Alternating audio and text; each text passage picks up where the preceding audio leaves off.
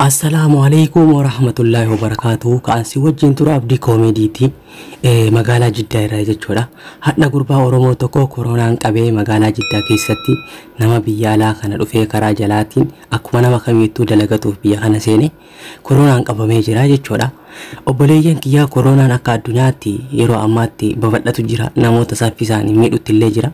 Haa ta'u malee namoonni jidduu kana koronaan warroota qabamanii isaan du'aa jiranirra warroota fayyaarutu caala jechuudhaan namoota waliin gadhiisaa turanii amma magaalaa jiraadhu Saudi Arabiyaa keessa namoonni qaban baay'ee illee ta'an garuu ka irra fayyaa jiranitu baay'ata jechuudhaan namoota waliin gadi dhiisan jechuudha.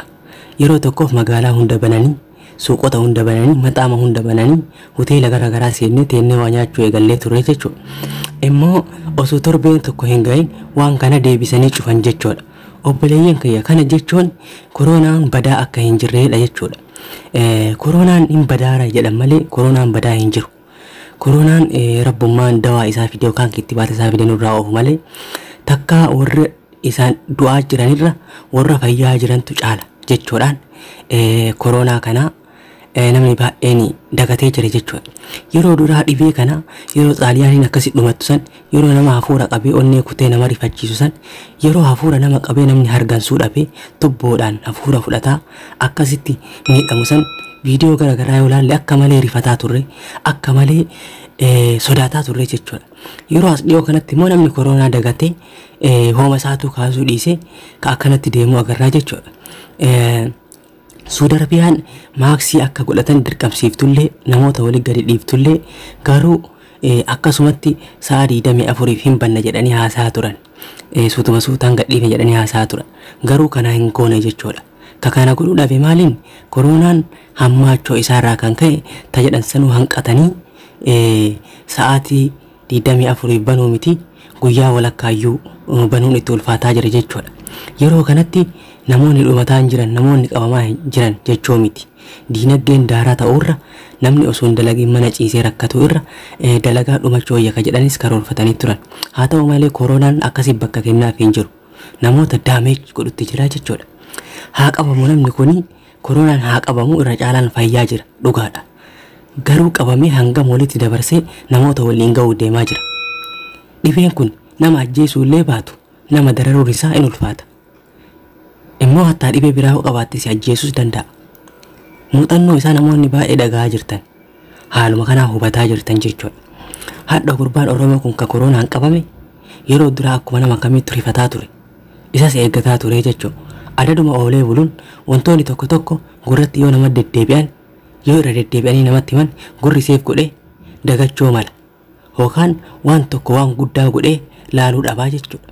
Hadda gara gurbaa kanaa yeroo deemnutti mucaan kuni qabamuu isaa erga dhageenye namoonni tokko tokko nu bilbilanii maal jettanii bira deemtanii jedhan.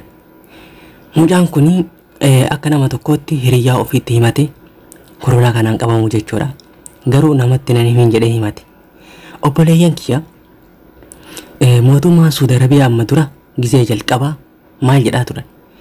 Namoota lammiin Itoophiyaa ta'ee biyya san keessa jiru koronaan irraa argamnaan qabamuu isaa dhageenyaan ni ajjeesaa jedhaa turan.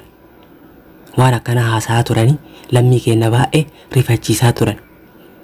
Koronaan namarraa gara namaatti waan darbuuf nama isa yaalullee doktora waan qabsiisuuf lammii Itoophiyaa tokko koronaan qabamee yoo irratti argame Suudiin ni ajjeefti jedhanii marrajaan taane gurbaa kanaa kennanii gurbaan waan kana dhagahee jira. Gurbaan koronaan erga qabamee turee jira. Garuu mana keessa dhokatee taa'a. Gurbaan kuni lakki dhibee kee kana qabameera jedhee yoo ka himadhullee ta'e na ajjeesan jechuun marrajaan taane kana dhagahee jira. Garuu mootummaan Saudi Arabiyaa nama kamiyyuu lammii kamiyyuu koronaan qabamnaan wal'aana yookaan yaala bilisaa akka yaalamu ni ajajaa ni eeyyamaaf. Layyitoo maaqayyaa yookaan kophaa tursiisuu waan akkasiisan ulaagaalee guutee fi wal'aana yookaan gargaarsa godhamuu fi qabu hundaa ni godha mootummaan Saudii kun jechuudha. Lammii biyya kamuu hin jedhu beeksisa inni baase irratti namni kun akka bilisaa yaalamuu fi wal'aanni akka godhamuuf ufuma ofiitti dubbate. Gurbaan kun garuu shakkuudhaan sodaatuudhaan mana keessa ture jechuudha. Haa ta'u kun gurbaan kun dargaggeessa nama qaamaa yabbaatee amma durallee dhibee biraa hin qabu ture. Mucaa kana laaluuf bira dhaqe. Maskootii marraan dubbisuuf bira dhaqe. Bilbilaanis haasofsiise. Garuu waan tokko waadaan seensise. sagalee isaa akka waraabee uummata hin dhiyeessineefi suuraa isaa akka hin dhiyeessineefi waan isaa tokko akka hin dubbanne miidiyaa irratti maqaa rabbiitiin waadaa na seensise. Anis waadaa kana diiguu hin barbaadu. Garuu gurbaan koronaa yeroo duraatiif akka dararameef akka sa'aatii 24 qofa oof akka bishaan jeerkaanii tokko guyyaatti dhugaa ooluuf nama na gargaaru akka hin qabne ofii kootii afaan dhoofadhee suuqa dhaqee dho'isan akka waa bitadhu. Jaartiin isaallee manatti dhaquu diddee akka maallaqa maskootii irraan namaan edgisiiftee akka maskootii irraan buusaniif goossiftu. Sadarkaa kanatti gargaaramaa ture jechuudha. Yeroo baay'ee obboleeyyan kiyyaa ani amma waa'ee mucaa kanaa maqaa isaallee kaasuun barbaadu sagalees dubbise naannoo isaatti dhiyaadhe maskootii irraanis waan narraa eegamu maallaqa diqqoo isii buuseef jira. Yeroo baay'ee obboleeyyan kiyyaa yoo koronaan qabamnu hin sodaanna himachuu hin barbaannu. Sababbiin immoo namni nu jibba nurraa baqata nutti dhiyaatu gargaarsa nuun godhu namni hanga dhumaatti nu baqataa jechuudha. Waan kanarraa Jaafar Abdullaa irraa hubachuu dandeenyeera. Jaafar Abdullaa yeroo dheeraaf koronaan qabame jedhee himataa ture. Yeroo himate koronaan qabame firoottan baay'een hiriyyaan koo baay'een irraa baqatanii jiranii jedhe. Jaafar Abdullaa garuu koronaa kanaan qabamee fayyee jira. Erga fayyee booda namni na amanee natti hin dhiyaatu baay'ee tokko na baqatanii hattaa warri duraan naa bilbilan naan bilbilanii jedhe. Kun ilaalcha nu keessatti argame. Maali nama koronaan qabame afaan keenya cufannee irraa siinee yoo bira dhaqnee gargaara.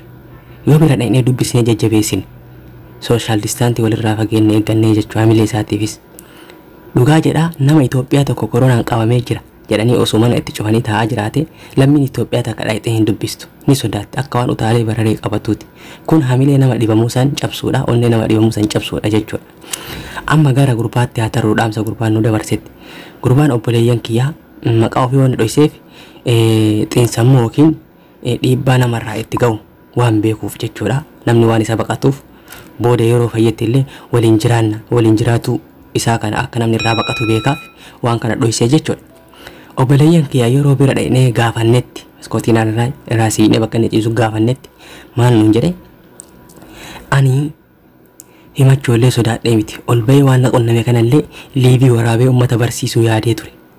Garuu namni jaartiin tiyyaa natti dhiyaataa hin jirtu waan ta'eef sodaan onnee koo keessa waan jiruuf mootummaan Saudi Arabiyaallee waan kana irratti yoo dhaga'e yookaan lammii Itoophiyaatii gurraacha akka fedhetti yookaan na ajjeesa jedhee waan shakkeef kanaaf itti dhiyaadhee namatti himachuu sodaadhee namas waa irraa barsiisuu sodaadhee. Garuu ati abdii koomeedii maqaa koon dhayin yeroo baay'ee miidiyaa irra si argaa wantoota narra ga'ee irraa saba koo barsiisi. Yeroo ammaa duraan waan koronaa kana isanii haasaa jiran amma waan koronaa kana haasaa hin jiran namni hunduu dagatee jira. Koronaan kun bade jettanii cadhisuu qofaa miti. Koronaa yoo sin qabe nama ajjeesa yookiin jettanii hin yaadinaa. Koronaan nama ajjeesuu dhabus mala. Garuu dararaa inni namarra geessu miidhaa qaama namarra geessu dhiibbaa namarra geessu si ajjeesuu baatullee baay'ee tokko si darara. Du'aaf jiru hedduutti si rakkisa. Ati koronaa yoo na qabe hin du'a jettee qofa hin yaadin. Miidhaa inni sirraan geessu yaaluu qabda. Namni dhibamee ni fayya kamiyyuu. Haa ta'u malee koronaan mataa kee ho'isee qufaa si guddisee laphee kee si goysee halkan kana bishaan si obaasaa bulchee nyaata si jibbisiisee bishaanuma qofa akka dhudhu sitti baay'isee rakkoo gurguddaa sirraan gahaa. Obboleeyyan kiyya lammii Oromoo yookiin Itoophiyaa biyya garaagaraa keessa jirtan koronaan bade jettanii hanga dhugamaa yaalli isaa argamutti namni waa'ee isaa dagatee wal keessa yaa'aara jettanii maaksii godhachuu hin dhiisinaa. Harka keessan dhiqachuu hin dhiisinaa. Gwaantii keessan godhachuu hin dhiisinaa. Of eeggannoo godhuu hin dhiisinaa. Koronaan badeera jettanii namni wal keessa yaa'aara jettanii koronaan naman ajjeesu ka ajjeesaa jirurra ka fayyutu caala jettanii of dagattanii hin taa'inaa. Sin ajjeesuu baatullee dararaa guddaa akka sinirraan ga'u miidhama qaama keessanirra akka ga'u akka bishaan malee nyaata sin jibbisiisu akka ho'a qaama keessanitti buusu anarraa hubachuu dandeettan. Ana alhamdulillah wayyaa'ee jira. Hafuurri koo natti deebi'ee jira. Duraan na ho'isaa, na roqomsiisaa, na qofaasisaa, na hargansiisaa. Baay'ee abdii kutee ture. Miidiyaa kanarratti illee ilaalu namni koronaan qabamu ni du'a jedhan yeroo xaaliyaaniin akkasii wareeraa ture waan sa yeroo ilaaletti baay'ee rifadhe. Haa ta'u malee obboleeyyan kiyya alhamdulillah tarabbi jettee malee hin taatu amma sadarkaa gaariirra jira. Hafuuras baafachuu ni danda'a. Ho'isnarraa hidhatee jira. Garuu kakana godhuu danda'e jinjibiila absuuda gurraacha daa'ima wanta garaagaraa danfisee dhuguudhaan wanta abaa'isuudhaan suunfaa bursa ka jedhantu jira wanta muka biyya keenya nyaatamu isa fayyadamuudhaan wantoota garaagaraa namarraa naa ergaa jedhee dubbisuudhaan wantoota yeroo baay'ee dhuguu baay'isuudhaan akkasitti furmaata argadhe keessattuu absuudhaan gurraachi shoora baay'ee naa taphatee jira. Horaa bulaa waan dhaggeeffattaniif koronaa irraa akka of eegdan abdiin qaba.